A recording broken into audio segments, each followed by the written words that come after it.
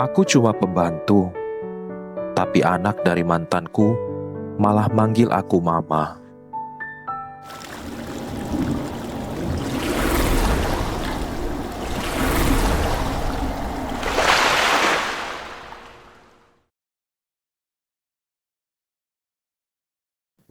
Namaku Siska Larasati. Usia 26 tahun. 3 tahun lalu aku punya segalanya. Cinta yang kupikir akan selamanya, harapan untuk menikah, dan seseorang yang dulu kupanggil dengan sebutan duniaku. Tapi semua itu sekarang cuma jadi kenangan yang sulit kusentuh kembali. Yang tersisa hanyalah aku. Seorang pembantu yang setiap pagi mencuci pakaian, membersihkan lantai, menyiram tanaman, dan pura-pura tidak mengenal lelaki yang dulu hampir jadi suamiku. Namanya Bian Rashid. Wajahnya masih sama seperti dulu.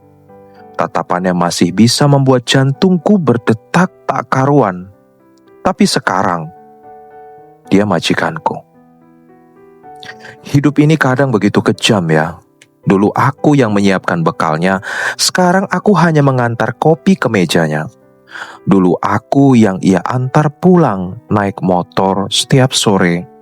Sekarang aku harus mencuci motornya dengan tangan gemetaran.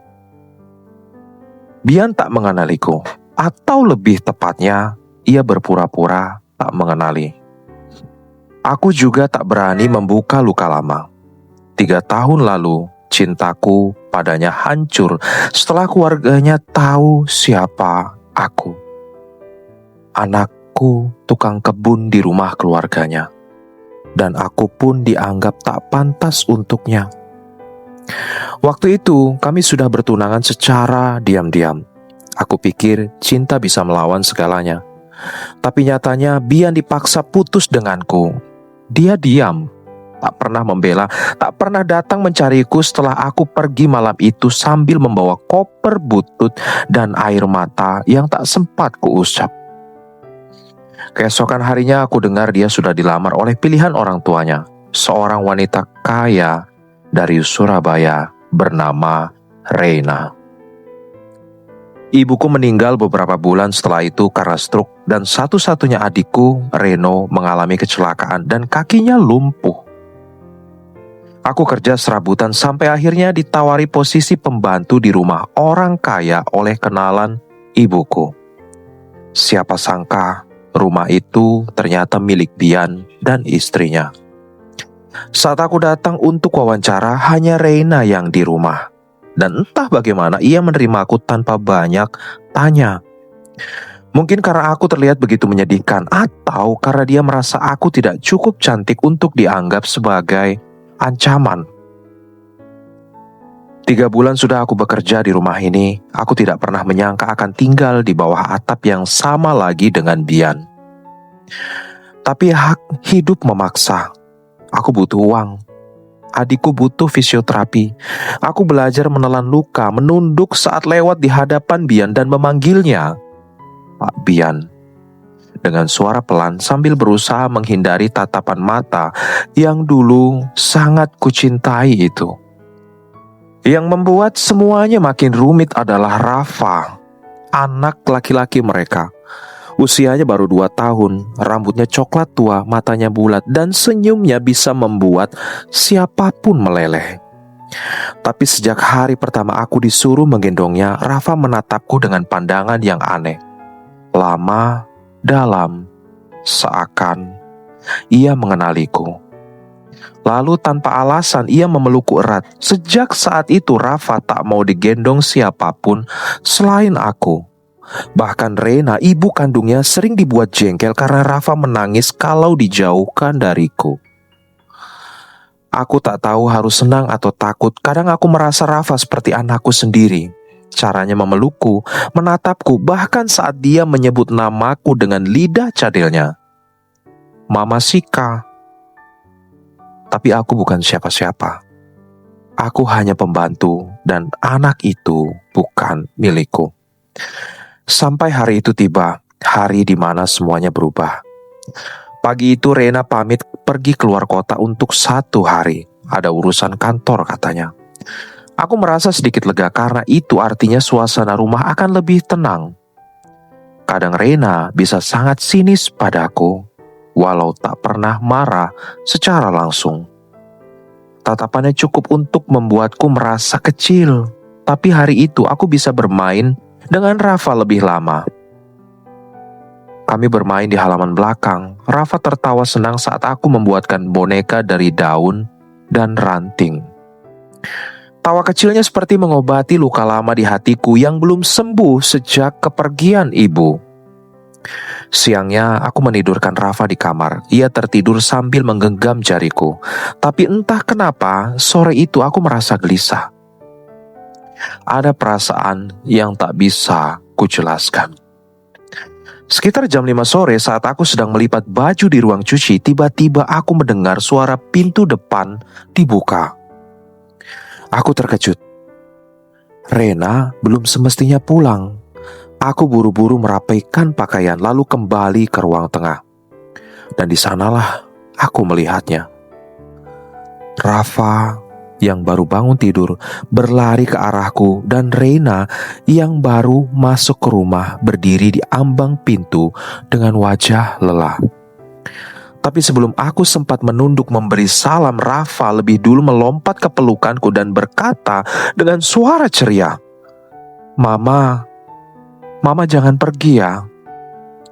Seketika suasana berubah hening, nafasku tercekat, jantungku berhenti berdetak selama beberapa detik. Rena berdiri mematung, matanya menatapku seolah ingin menelanjangiku hidup-hidup. Bian yang baru saja keluar dari kamar kerjanya pun ikut membeku. Aku tak berani bergerak. Rafa masih memelukku, tangannya menggenggam leherku, sementara wajah kecilnya menempel di dadaku. "Mama sayang Rafa ya," bisiknya pelan, polos, seolah tak sadar bahwa ia telah membuka pintu masa lalu yang selama ini kukunci rapat-rapat. Rena perlahan melangkah mendekat. Langkahnya terdengar begitu berat, matanya memerah, ia menatapku tajam, lalu menatap Rafa. Bibirnya bergetar, tapi tak sepatah kata pun keluar. "Apa maksudnya ini?" bisiknya akhirnya, dengan suara menahan emosi. Aku tak bisa menjawab, bibirku keluh, kakiku gemetar, dan entah kenapa air mataku mulai mengalir tanpa bisa aku tahan. Bian menatapku lama. Tatapan itu bukan lagi tatapan majikan ke pembantunya, tapi tatapan seseorang yang baru saja dihadapkan pada teka-teki besar. Dan di saat itu pula aku tahu, luka yang dulu kukira sudah hilang ternyata belum benar-benar sembuh. Luka itu hanya tertutup debu, menunggu waktu untuk kembali terbuka. Lewat satu kata sederhana dari seorang anak kecil, Mama. Sore itu menjadi titik awal dari semua rahasia yang selama ini kukubur, dan yang paling menakutkan adalah aku sendiri belum tahu apa yang sebenarnya terjadi. Tapi hatiku, entah kenapa, mulai mencium sesuatu yang tak biasa. Sesuatu tentang Rafa, sesuatu yang membuat gemetar lebih dari sekedar rasa rindu. Karena semakin aku memandang wajah kecilnya, semakin aku merasa Rafa bukan hanya anak majikanku. Dia seperti bagian dari diriku yang dulu sempat hilang. Dan aku takut sekali kalau firasatku benar. Kalau Rafa adalah darah dagingku sendiri. Sejak kejadian sore itu, suasana rumah berubah total. Rena tidak lagi sering berbicara padaku. Tatapannya dingin mencurigakan, seolah aku adalah bahaya yang tak bisa dia pahami. Ia memindahkan tugasku ke bagian taman belakang. Aku tak lagi diperbolehkan mendekat ke kamar Rafa. Bahkan makanan Rafa pun dimasakkan sendiri olehnya sekarang. Padahal biasanya aku yang menyiapkan segalanya. Tapi yang membuat segalanya jadi lebih sulit adalah Rafa sendiri. Anak itu menolak disentuh siapapun kecuali aku. Setiap kali aku menghilang dari pandangannya, ia menangis, bukan menangis biasa, tapi jeritan histeris yang membuat siapapun panik. Beberapa kali ia sampai muntah karena terlalu keras menangis, dan ketika akhirnya aku datang memeluknya, tangisnya pun langsung mereda seketika. Seakan hanya aku yang bisa menenangkannya. Suatu hari, Rafa demam tinggi. Rena sudah mencoba berbagai cara menenangkannya, tapi suhu tubuh anak itu makin naik.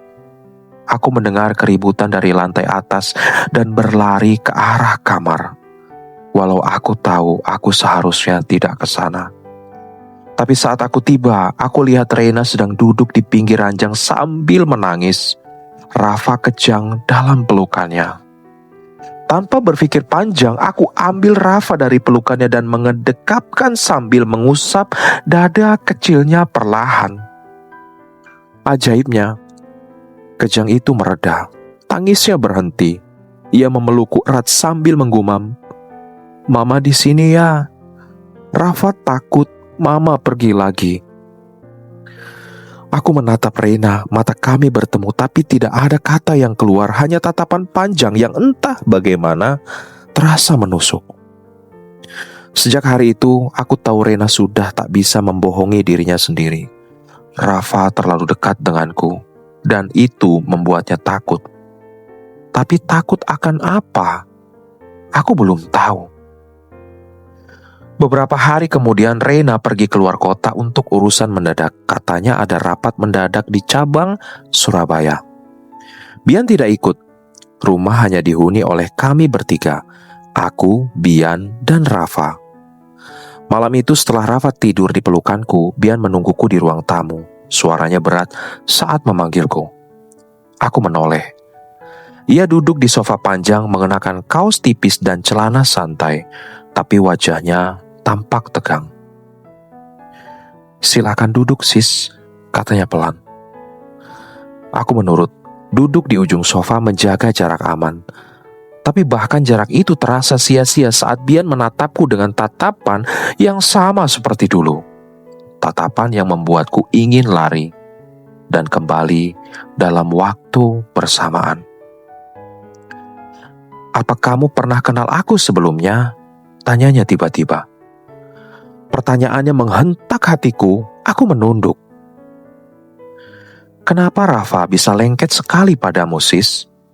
Bahkan Rena gak bisa setenang itu buat nenangin dia." Aku mengalihkan pandangan, tapi pandanganku malah bertemu matanya. Mata itu masih sama. Masih Bian yang dulu, masih lelaki yang pernah kupercaya akan bersamaku sampai mati. Ada jeda panjang, sunyi menyelimuti ruang tamu, hanya suara detik jam dinding yang terdengar. Akhirnya aku menggeleng pelan. "Saya hanya pembantu, Pak," kataku dengan suara rendah. Dia menghela napas lalu berdiri. Ia berjalan ke arah jendela, menatap keluar sejenak lalu kembali menatapku. "Siska, kamu Siska Larasati kan?" Darahku serasa berhenti mengalir. Aku terdiam. Tubuhku terasa dingin, detak jantungku kacau. Aku tak pernah menyebut nama lengkap sejak bekerja di sini. Semua orang memanggilku sis. "Saya cuma pembantu, Pak. Kalau saya mengganggu, saya bisa keluar," kataku sambil menunduk lebih dalam. Tapi Bian justru mendekat. "Kenapa kamu gak bilang dari awal?"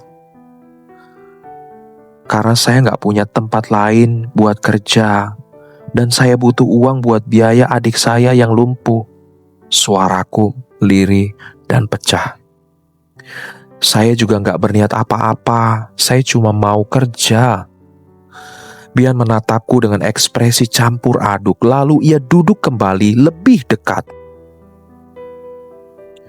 3 tahun lalu kenapa kamu tiba-tiba pergi? Aku gak pernah tahu kabar kamu. Aku cari kamu, tapi gak bisa temukan apa-apa." Aku tertawa lirih. "Bian, kamu bahkan gak tahu waktu aku diusir dari rumah tempat ibu bekerja. Kamu gak pernah datang waktu aku tunggu, tahu-tahu aku dengar kamu menikah. Bian terdiam. Dan disitulah semua kenangan itu kembali menyerbu seperti badai. 3 tahun lalu setelah kami dipaksa putus, aku tahu aku hamil. Aku berniat bilang ke Bian, tapi aku tak sempat. Ibuku sakit keras, kami harus pindah ke kota. Aku kerja serabutan, hamil, dengan tubuh yang lemah, dan akhirnya kehilangan bayi itu saat usia kandungan 7 bulan. Aku trauma, aku menyalahkan segalanya termasuk diriku sendiri. Bahkan sampai hari ini aku masih sering mimpi buruk. Tapi yang paling membuatku bingung adalah Rafa. Kenapa wajahnya begitu mirip dengan Bian? Waktu itu aku kehilangan anakku, tapi Rafa seperti anak itu kembali padaku. Aku menangis diam-diam malam itu di kamar pembantu. Semua emosi yang kutahan akhirnya meledak. Tubuhku bergetar menahan isak. Aku ingin pergi, tapi kemana? Aku ingin tahu jawabannya, tapi takut akan kebenarannya. Saat hendak mengambil handuk dari lemari dapur untuk menyeka wajahku, aku tak sengaja menjatuhkan sebuah map tipis yang diselipkan di tumpukan resep makanan Rena.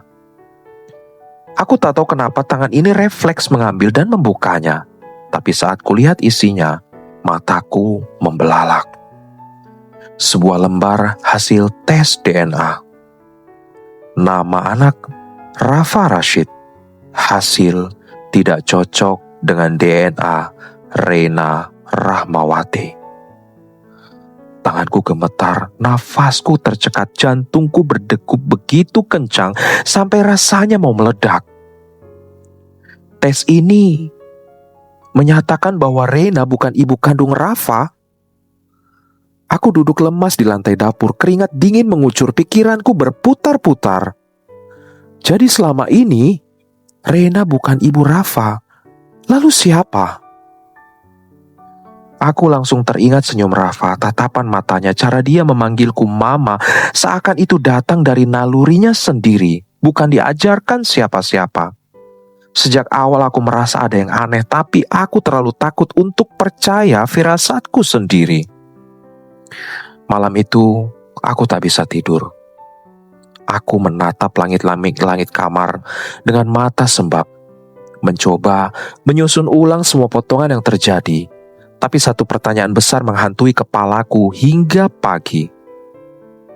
Kalau Rena bukan ibu kandungnya, dan Rafa bukan anak adopsi biasa, lalu siapa ibu kandung Rafa yang sebenarnya?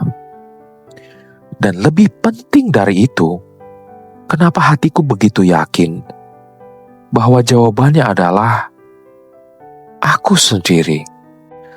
Namaku Bian Rashid.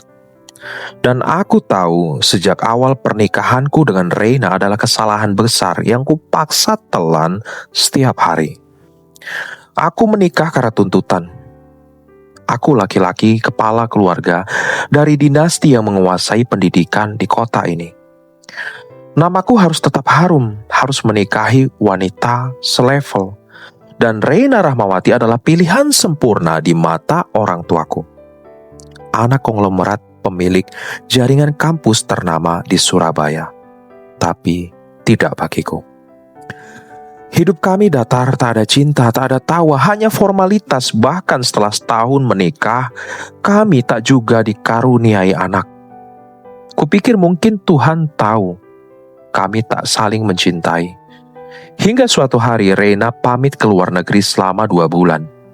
Alasannya yang dikatakan urusan keluarga dan bisnis. Aku tak banyak tanya, jujur saja saat itu aku terlalu sibuk menata ulang diriku sendiri. Tapi 2 bulan kemudian saat ia kembali, ia bawa seorang bayi laki-laki mungil. Katanya bernama Rafa. Dia bilang Rafa anak adopsi dari yayasan di luar negeri. Sudah lengkap surat-suratnya, sah secara hukum. Ia bahkan menunjukkan dokumen dari pengadilan. Aku percaya, mungkin karena aku lelah membantah, atau mungkin karena aku merasa ada sesuatu dari anak itu yang aneh. Bukan buruk, tapi justru terlalu akrab. Bahkan di usia bayi, Rafa selalu menangis jika aku tinggal terlalu lama. Saat ku belai kepalanya, dia tenang. Saat ku ajak bicara, dia tertawa. Dan waktu terus berjalan hingga Siska datang. Nama itu langsung mengaduk banyak kenangan, tapi aku tak mengenalinya pada awalnya. Wajahnya seperti familiar, tapi penampilannya berubah. Tubuhnya lebih kurus, sikapnya tertutup. Ia menunduk setiap kali berpapasan denganku seolah menghindar. Namun Rafa langsung menyukainya. Bahkan bukan hanya suka, dia lengket melebihi siapapun. Aku mulai curiga, lalu diam-diam aku selidiki. Pertama-tama aku tanya pembantu lama kami yang menerima lamaran Siska. Katanya Siska anak dari teman lamanya, butuh pekerjaan, dan datang dari kota lain. Nama keluarganya tidak asing, tapi saat ku tanya lebih lanjut, pembantu itu hanya bilang, "Kasihan, dia gadis baik." Aku tak puas. Akhirnya aku ambil sampel rambut Rafa dan Rena diam-diam dan ku proses ke laboratorium yang bisa dipercaya. Hasilnya datang seminggu kemudian. Hasil tes menyebut Rena bukan ibu biologis Rafa. Tidak ada kecocokan sama sekali, bahkan kemungkinan Rena menyumbang genetik ke Rafa adalah 0%. Aku syok. Rena bohong. Rafa bukan anak adopsi. Lalu siapa ibu kandungnya? Kepalaku kacau. Aku tampak gelisah saat mulai memperhatikan sikap Rena terhadap Rafa. Ia kaku, seolah anak itu hanya properti. Ia lebih sibuk pamer anak daripada merawatnya. Rafa pun tak pernah benar-benar hangat padanya. Hari berikutnya aku minta asisten pribadiku yang dulu sering membantuku diam-diam, Mas Dimas, untuk mengambil sampel rambut Siska. Kupikir aku sudah gila, tapi aku tetap kirimkan ke lab untuk dicocokkan dengan Rafa. Seminggu kemudian, aku tak bisa tidur sejak pagi, dadaku sesak. Dan saat hasilnya datang lewat email, rasanya dunia berhenti. Tertulis jelas, hasil DNA antara Rafa Rashid dan Siska Larasati menunjukkan kecocokan sebagai ibu dan anak kandung biologis. Tanganku gemetar saat membaca ulang kalimat itu. Jantungku berdetak kencang. Aku hampir menjatuhkan ponsel. Siska, ibunya Rafa? Tapi kapan? Bagaimana? Kenapa? Kepalaku kembali dipenuhi bayangan masa lalu. Saat aku dan Siska masih pacaran, saling mencintai diam-diam karena tahu hubungan kami tak pernah akan diterima. Kami pernah berencana menikah secara sembunyi-sembunyi, kabur dari kota ini, mulai hidup dari nol. Tapi semua hancur ketika hubungan kami ketahuan. Ayahku marah besar, ibuku menangis berhari-hari, dan saat itu aku terlalu pengecut untuk melawan. Aku biarkan Siska pergi. Aku tak tahu kemana dia pergi. Aku pikir dia baik-baik saja, aku pikir dia melupakanku, tapi nyatanya tidak. Malam itu aku pulang lebih cepat. Begitu sampai di rumah, aku perintahkan semua orang keluar. Pembantu, supir, bahkan penjaga rumah. Rumah harus kosong. Aku tak mau ada yang mendengar atau melihat. Aku cari Siska, aku temukan dia di dapur sedang membersihkan rak bumbu. Tangannya sedikit gemetar saat melihatku. "Siska," kataku, suaraku berat. Ia menoleh, tapi tak berani menatap langsung. "Duduklah sebentar." Ia menuruti, pelan-pelan, tanpa suara. Aku keluarkan print out hasil tes DNA itu. Kutaruh di hadapannya. Ia melihat sekilas, lalu menunduk. Mulutnya terbuka tapi tak ada suara keluar. Aku gak ngerti kenapa kamu ninggalin aku tanpa bilang apa-apa. Waktu itu, kataku berusaha menahan emosi. Matanya berkaca-kaca, bibirnya bergetar. Akhirnya ia bicara, suaranya parau, pelan sekali. Aku gak ninggalin kamu, Bian. Aku diusir. Saat itu aku baru tahu aku hamil, tapi sebelum sempat ngabarin kamu, aku dan ibuku langsung diusir dari rumah tempat kami tinggal. Kami pindah ke kota lain, ibuku sakit keras. Aku kerja apa saja buat bayar pengobatannya. Lalu, saat usia kandunganku 7 bulan, aku kecelakaan. Aku kehilangan anak kita. Tangisku jatuh tanpa sadar, tapi aku tetap diam menatapnya. Aku pikir aku kehilangan semuanya. Kamu, anak kita, masa depan kita. Aku coba bangkit, tapi tiap malam aku tetap merasa kosong, lanjut Siska. Lalu, Rafa? Aku gak tahu, aku gak ngerti. Tapi waktu pertama kali melihat Rafa, aku merasa seperti anak itu milikku. Dari cara dia menatapku, pelukanku, seperti Tuhan mengembalikan dia ke pelukanku dengan caranya sendiri. Aku menunduk, tanganku mengepal. Reina, tanyaku tanpa sadar. Siska menggeleng pelan. Aku gak tahu, tapi mungkin dia tahu kamu masih trauma dengan masa lalu. Mungkin dia bawa anak itu supaya kamu bisa punya pewaris, tapi tanpa tahu siapa ibunya. Aku mencengkram hasil tes DNA itu, lalu kuletakkan di meja. Hatiku sesak campur aduk, dan di saat itulah suara kecil muncul dari balik pintu. Mama. Aku menoleh. Rafa berdiri di ambang pintu, matanya merah seolah baru bangun dari tidur siang. Ia melihat Siska, lalu berlari kecil ke arah kami. Ia langsung memeluk Siska dan berkata dengan suara lirih, Mama jangan nangis ya. Mama jangan pergi. Siska tak kuat menahan air matanya. Ia peluk Rafa erat-erat, tubuhnya bergetar. Aku hanya bisa berdiri mematung. Di depan mataku, anakku memeluk ibunya dan aku hanya bisa diam menatap dua bagian dari diriku yang pernah hilang dan kini kembali bersatu. Tapi sebelum aku sempat mengucap sepatah kata pun, pintu utama terbuka keras. Suara hak tinggi Rena menggema dari ruang depan. Dan dari nada langkahnya, aku tahu bahaya baru saja datang. Keesokan paginya rumah kembali sunyi. Aku menyiapkan sarapan seperti biasa, tapi dengan hati yang berdebar. Hari ini Rena akan pulang dan aku tahu akan ada badai besar yang siap menghantam rumah ini. Tapi untuk pertama kalinya aku tak lagi takut. Aku sudah siap karena kali ini aku tak sendirian. Bian duduk diam di ruang makan, wajahnya kaku, matanya sembab. Ia tak banyak bicara sejak semalam. Kami hanya bertukar pandang beberapa kali lalu saling diam. Tapi dari sorot matanya, aku tahu ia sedang menyusun kekuatan.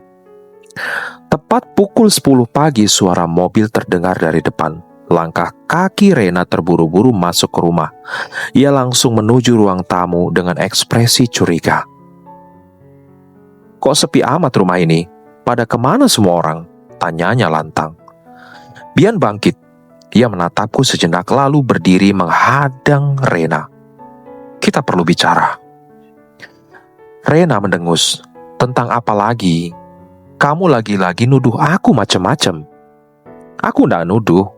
Aku bawa bukti, kata Bian tenang. Ia lalu menyodorkan amplop berisi berkas hasil tes DNA. Rekaman suara dari yayasan adopsi dan salinan percakapan antara Rena dengan pihak yayasan yang berisi permintaan adopsi secara diam-diam tanpa prosedur resmi. Semua itu aku bantu kumpulkan semalam.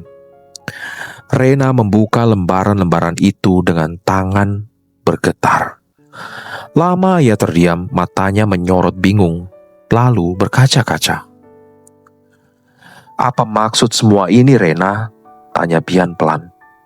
"Kamu bilang Rafa anak adopsi, tapi hasil tes bilang dia bukan anak siapa-siapa. Setidaknya bukan anak kamu, dan kamu bahkan bohong soal proses adopsinya." Rena menutup berkas itu dengan cepat. Ia menggigit bibirnya, lalu dengan cepat emosinya meledak. "Jadi ini yang kamu lakukan di belakang aku? Kamu cari-cari kesalahan aku bareng pembantu itu?" Aku menunduk, tapi Bian tetap berdiri tegak. "Aku cuma ingin tahu kebenaran," katanya. "Dan aku sudah tahu sekarang. Aku tahu siapa Rafa sebenarnya. Aku tahu siapa ibunya, dan aku tahu kenapa kamu bawa Rafa ke rumah ini." Rena tertawa sinis sambil menyeka air matanya. "Iya, aku bohong. Aku adopsi Rafa diam-diam karena aku muak dianggap mandul sama keluargamu. Karena aku capek ditanyain terus soal anak. Karena aku cuma ingin mempertahankan statusku di rumah ini." Ia menatap Bian dengan mata membara. "Kamu pikir aku bahagia hidup sama kamu? Kamu pikir aku nikah sama kamu karena cinta? Aku cuma berusaha bertahan di hidup yang selalu nyakitin perempuan kayak aku." Suasana ruangan mendadak dingin. Tapi Bian tak bereaksi. Ia justru duduk pelan di sofa menunduk seolah semua emosinya mendadak menguap.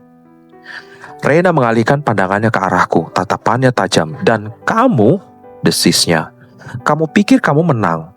Kamu pikir karena kamu pernah punya hubungan sama dia, kamu bisa datang lagi dan rebut semuanya?" Aku diam, tanganku gemetar. Tapi kali ini aku tahu aku tak perlu menjawab apa-apa. Rena mendekat padaku lalu membisikkan kalimat yang tak akan pernah aku lupa seumur hidupku. "Kamu menang hari ini, tapi jangan lupa kamu tetap pembantu dan dunia gak akan pernah benar-benar berpihak pada kamu." Setelah ia berkata begitu, ia melangkah ke kamar, mengambil semua barangnya dan pergi tanpa menoleh lagi. Suara pintu dibanting jadi penutup drama panjang hari itu. Tapi anehnya, aku tak merasa lega. Aku justru merasa kosong, seolah satu babak besar hidupku baru saja ditutup paksa. Hari berganti malam, rumah kembali sunyi. Aku duduk di lantai dekat kamar Rafa, memperhatikan bocah itu tertidur dengan nyenyak di pelukanku. Bian duduk tak jauh dariku, bersandar di dinding menatap kami berdua. "Aku gagal jadi ayah, sis," katanya pelan. "Gagal jadi suami, gagal jadi manusia. Tapi kalau kamu izinkan, aku ingin jadi bagian dari hidup kalian sekarang, meski mungkin terlambat." Aku menoleh pelan, sorot matanya tak lagi dingin seperti dulu, tak lagi penuh ego dan gengsi, yang tersisa hanya penyesalan dan kerinduan. Aku mengangguk, tak sanggup bicara, tapi mataku sudah cukup menjelaskan semuanya. Lalu suara kecil itu memecah keheningan. Rafa membuka matanya perlahan, lalu menggeliat dalam pelukanku. "Papa, Mama, kita tidur bareng yuk," ucapnya polos sambil menguap kecil. Aku dan Bian saling pandang, lalu tersenyum, dan untuk pertama kalinya setelah sekian lama, ada rasa hangat yang benar-benar tulus di dalam rumah ini. Malam itu, kami tidur bertiga di kasur kecil di kamar Rafa. Tak ada janji, tak ada rencana masa depan, hanya pelukan hangat, nafas pelan, dan rasa syukur yang membungkus semuanya. Dan di akhir cerita ini, izinkan aku menutup dengan satu kalimat dari hatiku sendiri. Ujar Siska. Kadang Tuhan mengembalikan yang pernah hilang dalam bentuk yang tak kita duga. Aku kehilangan anakku, tapi ternyata dia tidak pernah benar-benar pergi. Dia hanya menunggu waktu untuk kembali lewat pelukan kecil yang memanggilku Mama. Oke guys, terima kasih sudah menonton ceritanya sampai habis. Bagaimana menurut kalian ceritanya hari ini? Sangat menyentuh dan menyedihkan, bukan? Tulis kolom komentar tentang apabila kalian bisa melanjutkan cerita ini atau memprediksi bagaimana kehidupan Siska dan Bian selanjutnya. Apakah Rena akan kembali untuk balas dendam? Tulis di kolom komentar. Jangan lupa, apabila kalian semua ingin dapat update video terbaru dari channel Cinta Tanpa Izin, klik like dan subscribe-nya. Sampai jumpa di video selanjutnya. Bye-bye.